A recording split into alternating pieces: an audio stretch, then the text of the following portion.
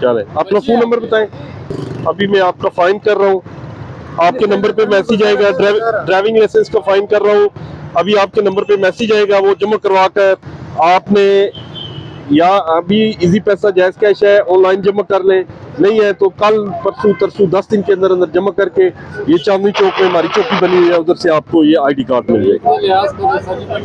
हाँ, मैं ईद का लिहाज के हिसाब से जुर्माना कम कर दिया है, ठीक है। क्या नाम है आपका? सर अभी उतारा 2 मिनट नहीं हुए।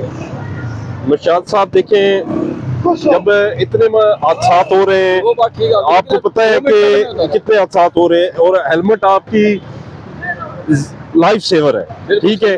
और अगर आप हेलमेट नहीं पहनेंगे तो आपकी जान भी जा सकती है, ठीक है। इसलिए आज आपको फाइन करेंगे तो आपको पक्का याद रहेगा, ताकि आप नेक्स्ट टाइम। 2 मिनट पहले उतारा मैंने, 2 मिनट पहले उतारा था पीछे जो। सर जब आप मेन रोड पे चल रहे हैं आप नहीं उतार सकते, ठीक है। आपने बाइक का नंबर बताएं। 43338 43338।